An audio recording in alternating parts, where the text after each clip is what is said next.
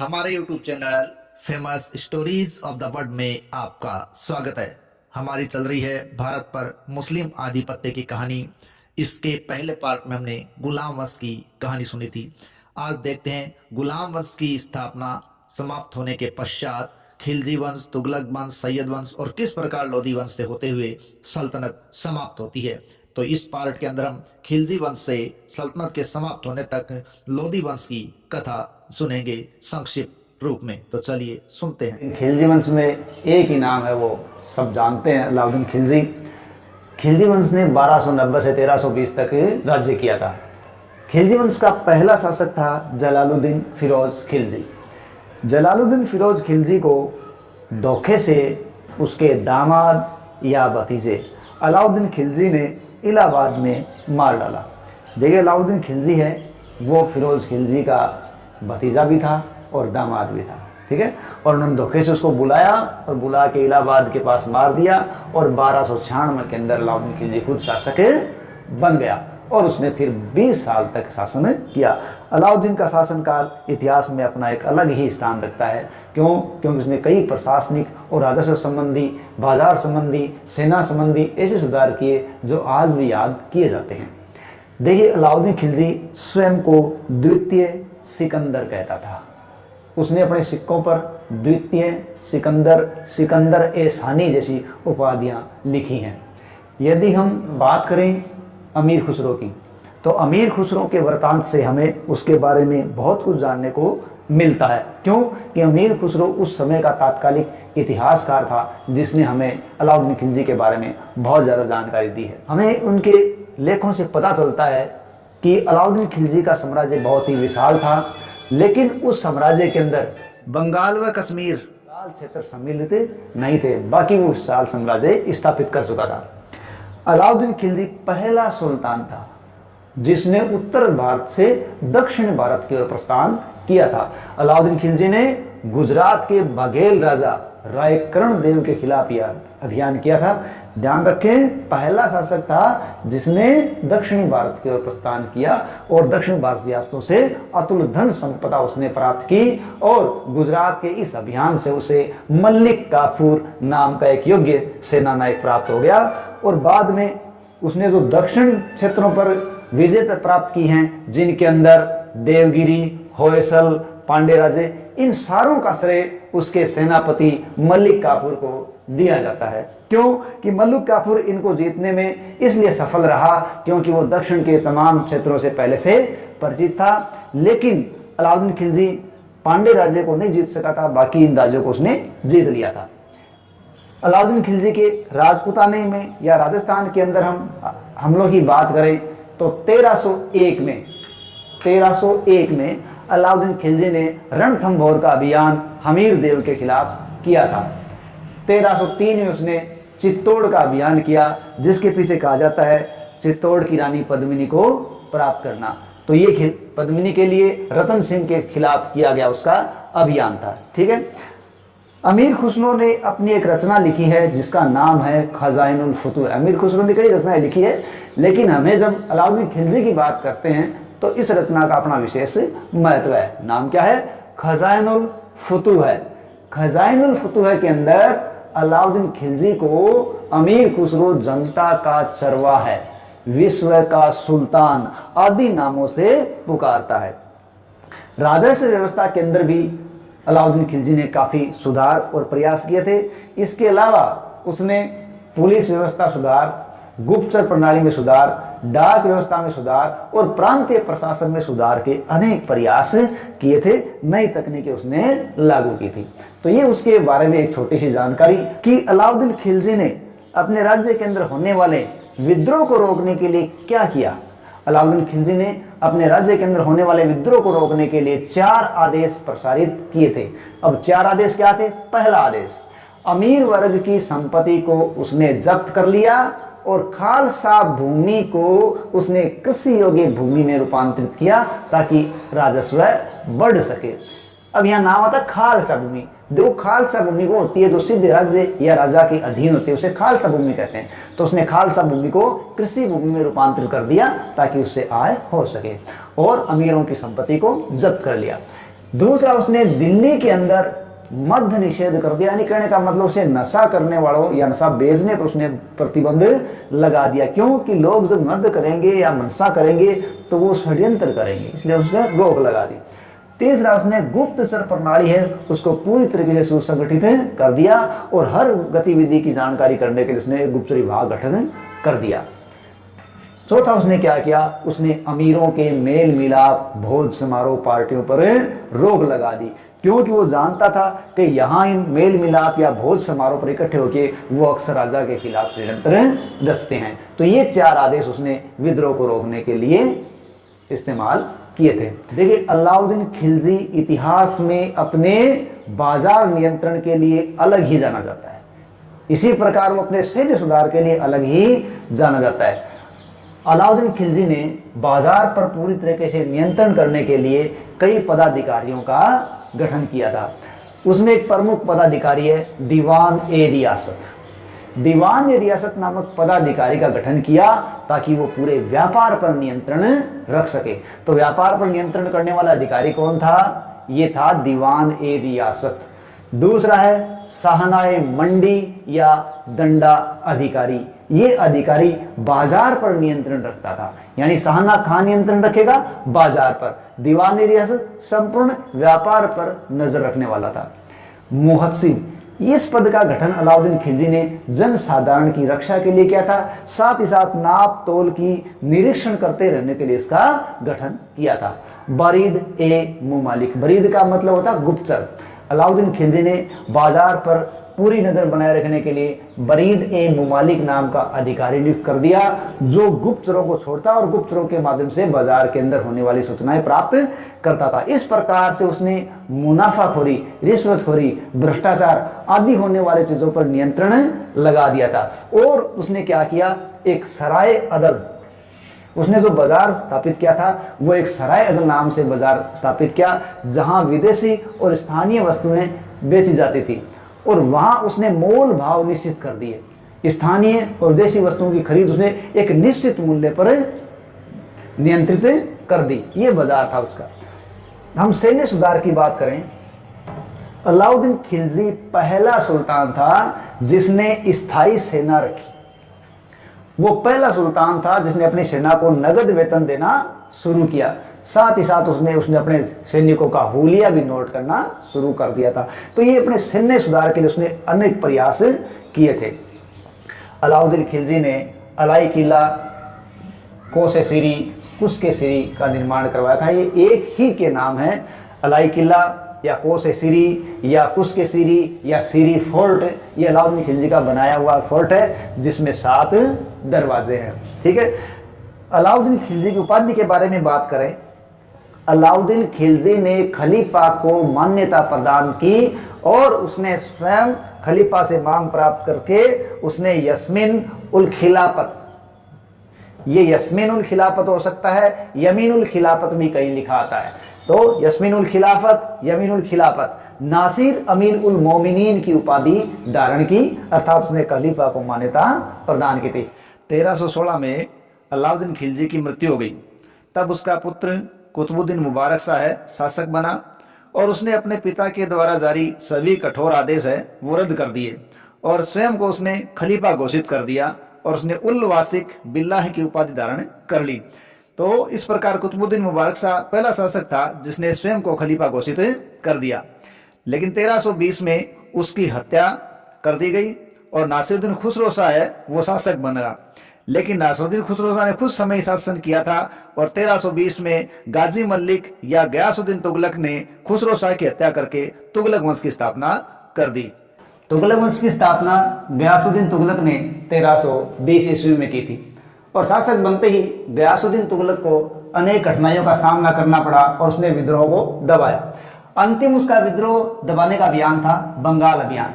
जब गयासुद्दीन तुगलक बंगाल अभियान के विद्रोह को दबाकर वापस दिल्ली आ रहे थे तो दिल्ली के समीप उनके स्वागत के लिए लकड़ी का एक मंच बनाया गया था। उस मंच के टूट जाने से 1325 में उनकी मृत्यु हो गई। तो गयासुद्दीन तुगलक की मृत्यु के पश्चात उनके पुत्र मोहम्मद बिन तुगलक शासक बनते हैं। मोहम्मद बिन तुगलक है, उनका मूल नाम उलूग खां या जुन्ना खां था। जो 1325 में शासक बने। मोहम्मद बिन तुगलक को अलग अलग संज्ञाएं दी गई है। अंतर विरोधों का मिश्रण या अंतर विरोधों का विस्मयकारी मिश्रण, रक्त का प्यासा, पागल बादशाह, अलग अलग संज्ञाओं से इन्हें विभूषित किया गया। मोहम्मद बिन तुगलक के साम्राज्य में 23 प्रांत थे, उसका साम्राज्य काफी विशाल था। इतिहासकार बर्नी है वो मोहम्मद बिन तुगलक की 5 योजनाओं का उल्लेख करता है। तो ये योजनाएं हैं 2 आब में कर की वृद्धि। 2 आब गंगा यमुना का क्षेत्र था जहां कर बढ़ा दिया गया, लेकिन उसी साल अकाल पड़ने से ये योजना असफल हो गई। राजधानी परिवर्तन, मोहम्मद बिन तुगलक ने दिल्ली से अपनी राजधानी देवगिरी बना ली और देवगिरी का नाम उन्होंने दौलताबाद रखा। हालांकि देवगिरी केंद्र में थी, लेकिन फिर भी वो योजना सफल नहीं हो सकी और ये राजधानी 1327 से 1335 तक रही और उसे वापस परिवर्तित दिल्ली करना पड़ा। सांकेतिक मुद्रा का प्रचलन, तीसरी योजना थी सांकेतिक मुद्रा। मोहम्मद बिन तुगलक ने चांदी की कमी को देखते हुए तांबे के सिक्के चला दिए और तांबे के सिक्कों का मूल्य चांदी के सिक्कों के बराबर रख दिया, लेकिन लोगों ने चांदी घरों में दबाने शुरू कर दी और तांबे के नकली सिक्कों की बाढ़ आ गई। इस प्रकार से ये योजना भी असफल हो गई। क्राजिल अभियान, क्राजिल अभियान चीन की तरफ से होने वाले आक्रमणों को रोकने के लिए किया गया था, लेकिन विपरीत मौसम होने के कारण यह योजना भी असफल हो गई। खुरासान अभियान, खुरासान है वो अफगानिस्तान के दूर क्षेत्र का एक इलाका है, बहुत ही ऐतिहासिक इलाका रहा है और आज अधिकांश इतिहासकारों का मानना है कि ये ईरान इसके अंदर शामिल था। तो यहाँ की राजनीतिक परिस्थिति अलग थी, तो मोहम्मद बिन तुगलक ने यहाँ अभियान का निर्णय लिया, लेकिन जब तक अभियान करते तब तक परिस्थितियां बदल चुकी थी और ये योजना भी असफल हो गई। मोरक्को निवासी इब्न बतूता, मोरक्को से एक यात्री थे इब्न बतूता जो भारत आए थे और मोहम्मद बिन तुगलक के दरबार में आए। मोहम्मद बिन तुगलक ने उनको दिल्ली का काजी नियुक्त कर दिया और बाद में 1342 में उनको अपना राजदूत बनाकर चीन भेजा था। ये इस प्रकार मोहम्मद बिन तुगलक के जीवन की मुख्य घटनाएं हैं और 1351 में मोहम्मद बिन तुगलक की मृत्यु हो जाती है। लेकिन मोहम्मद बिन तुगलक की मृत्यु के पश्चात उसका चचेरा भाई फिरोज शाह तुगलक शासक बना और इसने 1381 से 1388 तक शासन किया। जब फिरोज शाह तुगलक शासक बने तब बंगाल के हाजी इलियास खां स्वतंत्र हो चुके थे। तो बंगाल के खिलाफ फिरोज शाह तुगलक ने 2 बार अभियान किए, लेकिन वो दोनों बार असफल हो गए। हम फिरोज शाह तुगलक के प्रशासनिक कार्यों या उनके द्वारा किए गए कार्यों के बारे में जाने तो उसने बहुत से परिवर्तन किए थे। देखिए, सरकारी सेवा को फिरोज शाह तुगलक ने वंशानुगत बना दिया, सेना को भी उसने वंशानुगत बना दिया। योग्यता का जो मापदंड था, योग्यता की जांच करनी थी, उन सब का उसने त्याग कर दिया। ये उसने फिरोज शाह तुगलक ने एक अलग ही काम किया था। कला का क्षेत्र, यदि हम फिरोज शाह तुगलक की कला की बात करें तो फिरोज शाह तुगलक भवन निर्माण कला में बहुत ज़्यादा रुचि रखता था। उसने अनेक शहरों नगरों का निर्माण करवाया, जिनके अंदर हिसार, फिरोजा, फिरोजाबाद, फिरोजपुर, ठीक है, ये उसके द्वारा बसाए गए नगर हैं। फिरोजाबाद उसने यमुना नदी के किनारे बसाया था और ये उसको सबसे ज़्यादा पसंद भी था। जौनपुर ये उसने अपने भाई जुना खां यानी मोहम्मद बिन तुगलक की याद में बसाया था। दिल्ली के अंदर उसने अशोक के 2 स्तंभ अंकित करवाए थे, ये स्थापित करवाए थे। कहाँ से? वो टोपरा और मेरठ से उन स्तंभों को ले गया था और दिल्ली में ले जाके स्थापित करवा दिए, लेकिन उन स्तंभों को विद्वान पढ़ नहीं पाए थे। धार्मिक क्षेत्र, देखिए धार्मिक दृष्टि से यदि हम फिरोज शाह तुगलक को देखें तो वो एक कट्टर इस्लामिक प्रवृत्ति का व्यक्ति था और उस पर भी कट्टरवादी जो इस्लामी अमीर थे उनका प्रभाव था, उन्हीं के अनुसार वो कार्य करता था। उसने जो इस्लामी परंपराओं के अंदर जो सजाएं नहीं थी यानी गैर इस्लामी सजाएं थी, उन सजाओं को उसने समाप्त करवा दिया। साथ ही साथ उसने उन इस्लाम धर्म के लोगों को भी दंडित किया, सजाए मौत दी जो शिया धर्म का समर्थन कर रहे थे। देखिए, मुस्लिम धर्म के अंदर 2 वर्ग हैं, शिया और सुन्नी। तो ये शिया धर्म के जो समर्थक थे उनको भी उसने मौत दी थी और उसने ब्राह्मणों पर भी जजिया कर लगा दिया था। तो यहाँ पहला व्यक्ति था ये जिसने ब्राह्मणों पर जजिया कर लगाया था। फिरोज तुगलक के राजस्व सुधार की बात करें, राजस्व सुधार के लिए फिरोज तुगलक ने काफ़ी प्रयास किए। उसने अपने राजस्व को बढ़ाने के लिए, उपज को बढ़ाने के लिए काम किया। उसने उपज बढ़ाने के लिए ठोस नीति अपनाई, साथ ही साथ अकाल से निपटने के लिए उसने बहुत ही ठोस नीति का सहारा लिया था। उसने दिल्ली में खरबूजों, अंगूरों आदि की खेती को प्रोत्साहन दिया, साथ ही साथ उसने बहुत ज़्यादा बाग लगवाए थे। ये सब उसके प्रयास थे ताकि उपज बढ़ सके और राजस्व सुधर सके। ठीक है, यदि हम फिरोज शाह तुगलक की सबसे बड़ी उपलब्धि माने तो सबसे बड़ी उपलब्धि है उसके द्वारा नहरों का निर्माण, और सबसे मूल नहर है सिरसा और हांसी। सिरसा तथा हांसी के क्षेत्र में फिरोज शाह तुगलक ने पानी की कमी को दूर करने के लिए नहरों का निर्माण करवाया था। इतिहास में आता है कि उसने नहरों का कई जगह जाल बिछाया था। लंबी लंबी 5 नहरों का जिक्र आता है। सतलज से दीपालपुर तक एक नहर उसके द्वारा बनाई गई, दूसरी यमुना से सिरमौर तक की नहर उसके द्वारा बनाई गई। इन नहरों के जाल ने राजस्व को बढ़ाने में, उपज को बढ़ाने में काफ़ी योगदान दिया था। दास, यदि हम फिरोज तुगलक के अन्य कामों की बात करें तो उसको दासों का बड़ा शौक था। उसके दरबार में 1,80,000 दास थे और उनको अलग से उसने एक विभाग बना दिया, दीवान ए बंदगान। ठीक है, तो ये दासों का विभाग था, दीवान ए बंदगान। यदि हम सल्तनत के शासकों की बात करें तो सबसे ज़्यादा दास फिरोज शाह तुगलक के पास थे। अन्य हम उसके कार्य की बात करें तो उसने विधवाओं के विवाह के लिए तथा लाचार लोगों के सेवा के लिए, इसी प्रकार बीमार लोगों की चिकित्सा के लिए भी उसने अलग अलग प्रयास किया था। उसने धर्मशालाएं भी खुलवाई थी, रोजगार दफ्तर भी खुलवाए थे और उसने चिकित्सालयों का भी विकास करवाया था। इस प्रकार उसने अपने प्रजा की तरफ भी ध्यान दिया था। तुगलक वंश का अंतिम शासक था नासिरुद्दीन महमूद। नासिरुद्दीन महमूद के समय 1398 के अंदर तैमूर लंग ने भारत पर आक्रमण किया। 1398 में इस आक्रमण में तैमूर लंग ने दिल्ली को लूट लिया और बाद में उसने यहाँ खिजर खां को अपना प्रतिनिधि नियुक्त कर दिया। तो यहाँ देखिए खिजर खां, देखिए खिजर खां की गद्दी नशीनी के साथ ही या सत्ता पर आने के साथ ही सैयद वंश की शुरुआत हो जाती है। तो इस प्रकार सैयद वंश का संस्थापक कौन था? खिजर खां था, जिसने 1414 से 1421 तक शासन किया। खिजर खां ने अपने शासनकाल के दौरान ना ही तो शाह की उपाधि धारण की और ना ही उसने अपने नाम के कोई सिक्के जारी किए। इस प्रकार उसने केवल तैमूर के एक प्रतिनिधि के रूप में दिल्ली पर शासन किया। कब तक? 1414 से 1421। तो खिजर खां के बाद मुबारक शाह दिल्ली के शासक बने।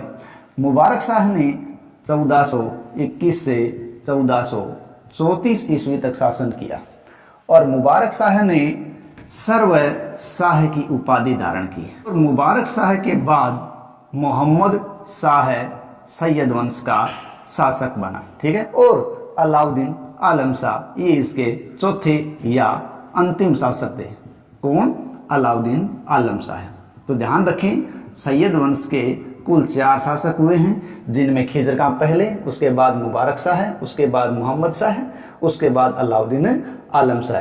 तो अलाउद्दीन आलम शाह ये सैयद वंश के अंतिम शासक हुए। इन्होंने क्या किया?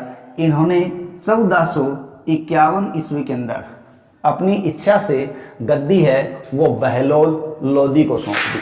तो और बहलोल लोदी को गद्दी सौंपने के साथ ही दिल्ली पर लोदी वंश की स्थापना हो गई। तो लोदी वंश का संस्थापक कौन था? बहलोल लोदी। ठीक है, और बहलोल लोदी है वो सत्तासीन कब हुआ? 1451 में। कब? जब अलाउद्दीन आलम शाह ने उसको गद्दी सौंप दी। देखिए, बहलोल लोदी के समय की कोई यदि हम विशेष घटना देखें तो वो विशेष घटना क्या है? दिल्ली पर पहली बार, देखिए अब तक दिल्ली पर तुर्कों का शासन रहा है, लेकिन पहली बार यहाँ अब अफगान राज्य स्थापित हुआ है। कब होती है? 1451 के अंदर होती है। और इसके समय जौनपुर के शासक थे महमूद शाह सरकी। इन्होंने क्या किया? इन्होंने दिल्ली पर आक्रमण किया। लेकिन बहलोल लोदी ने दिल्ली पर जौनपुर के शासक महमूद शाह सरकी के आक्रमण को असफल कर दिया। क्या कर दिया? असफल कर दिया। और उन्होंने लगभग 38 वर्ष शासन किए। 38 वर्ष के शासन के पश्चात 1489 को उनकी मृत्यु हो गई। ठीक है, तो ये थे बहलोल लोदी, जिसके समय अफगान राज्य की स्थापना होती। दिल्ली का प्रथम अफगान साम्राज्य क्या था? लोदी वंश था। अब बहलोल लोदी के बाद उसका पुत्र निजाम शाह है, शासक बना, और वो सिकंदर शाह है या सिकंदर लोदी की उपाधि के साथ शासक बनता है। यानी सिकंदर लोदी नाम से इतिहास में जो शासक प्रसिद्ध है, उसका मूल नाम क्या था? निजाम शाह है, और वो सिकंदर शाह के नाम से शासक बनता है। और 1489 से 1517 तक उसने शासन किया था। ठीक है, यदि हम लोदी वंश की बात करें तो लोदी वंश में यदि कोई प्रभावशाली शक्तिशाली शासक हुआ है तो वो शासक हुआ है सिकंदर लोदी या सिकंदर शाह है। सिकंदर लोदी ने अपने क्षेत्र को तिरहुत, बंगाल, बिहार के क्षेत्रों तक बढ़ा लिया था। यानी अपना क्षेत्र या अपना प्रभाव कहाँ तक बढ़ाया? तिरहुत, बंगाल, बिहार, इन क्षेत्रों तक उसका अधिकार हो गया था। सिकंदर लोदी ने न्याय व्यवस्था का बड़ा प्रयास किया या न्यायिक क्षेत्र में भी काफ़ी सुधार किए। इसके अलावा उसने राजस्व के संबंध में भी सुधार किया। इस प्रकार सिकंदर है लोदी है, वो लोदी वंश के शासकों में अपने आप को प्रभावशाली दर्शाने में कामयाब रहा है। भूमि की नाप करवाई। ठीक है, यानी सिकंदर लोदी ने भूमि की नाप करवाई, और भूमि की नाप करवाकर उसी आधार पर उन्होंने क्या किया? भूमि कर नियत किया। उसने भूमि की नाप करवाने के लिए एक नए गज का इस्तेमाल किया, और उसका यह गज इतिहास में सिकंदरी गज के नाम से प्रसिद्ध हुआ। और ये गज है वो लगभग 30 इंच का था। कितने इंच का था? 30 इंच का। इसके अलावा लोदी वंश के शासक सिकंदर लोदी ने इटावा, बयाना, ठीक है, बयाना भरतपुर का क्षेत्र है।